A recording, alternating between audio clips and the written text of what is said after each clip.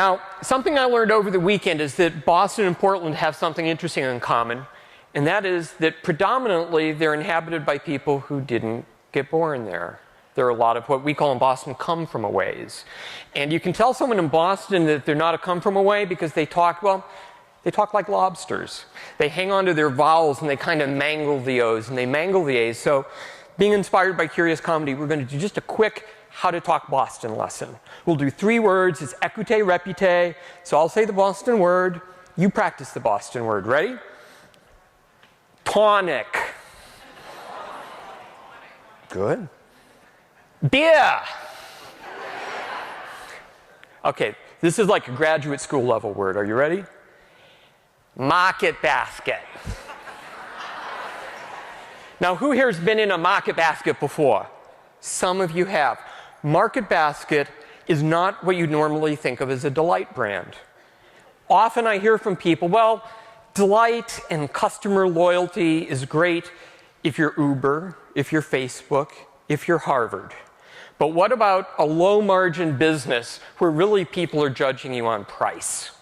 And the rest of the delight kind of falls away.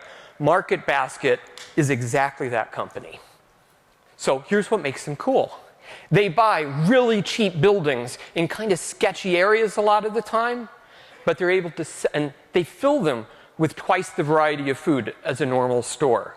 If they're near ethnic neighborhoods, they overserve that neighborhood with whatever specialties would be living around the Market Basket. And they sell it all for 20% less than the other grocery stores. Now, if you went to a gas station, which is a margin-driven business, and one of them was selling for 70 cents less a gallon, would you expect to find a line? Market Baskets have lines that go down the aisles. So because of that, they hire more staff, and they've so overstaffed that they actually provide some service to all those people standing in line. It's an amazing business. It's owned by 2 cousins who will not speak to each other, Arthur T. and Arthur S. Demoulas. And Arthur T., who's the minority stockholder, runs all the operations.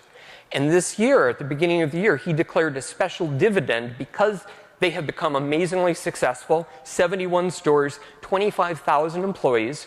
He said, we're just going to give every customer 4% off of everything they buy. An unintended consequence is since they do that on each item, your receipt is about 12 feet long.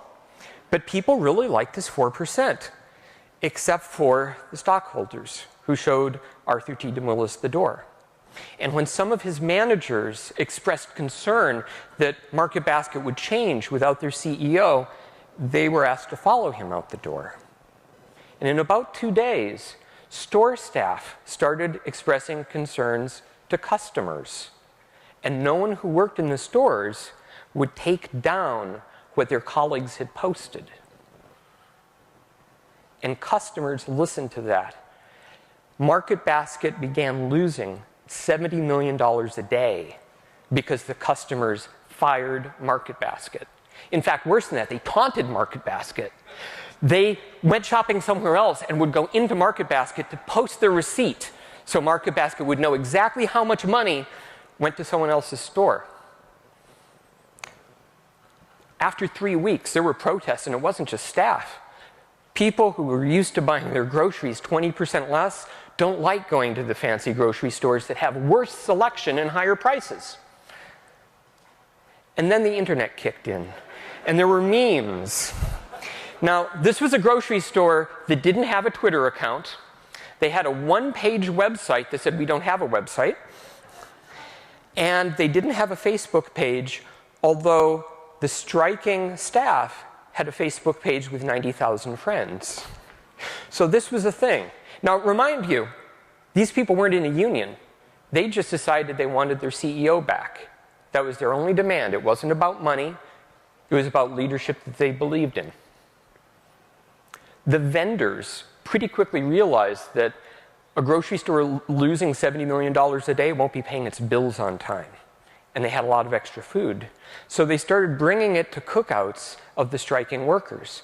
And as the company issued demands to come back to work or lose your job, the staff had lamb roasts. And they said, You can hire new staff. The customers aren't there. You'll lose more than $70 million a day. 25,000 unexpected unemployed people get the attention of governors, especially in a political season. And all 3 states' governors got the 2 Arthurs together at a table. And as investment bankers came in, there was a deal so that Arthur T. could come back and be CEO. Well, that's nice. This is my 12-year-old daughter. In fact, she's turning 13 today. And we were there on the first day that our local Market Basket opened. And she asked the best question. She said, you know, Market Basket's a pretty good store, but there's been such a big to-do. People are going to expect it to be better. And what's better? I mean, they just got their CEO back. So what? That's not going to make them any better. And at that moment, I was able to point out to her that the staff in the store had their heads up 10% higher than any service employee you've ever seen. And when they walked around, they really walked around like they were going somewhere important.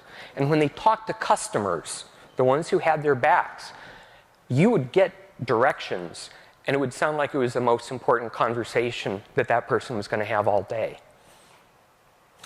The staff was surprised. They did something that no one thought people who bagged groceries and cut meat would do.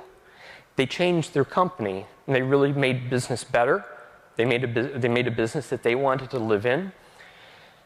And in doing that, the story isn't about the 2 Arthurs. It's about the staff. Because there is no grocery store in New England who has people this proud or this cohesive for what their mission is. The Market Basket got better not because of the leadership of the CEO, but of the leadership of 25,000 staff who believed in their customers, and they saved, what is now going to be likely the most storied grocery store in New England history. So that's delight on the cheap, and it's also delight in culture.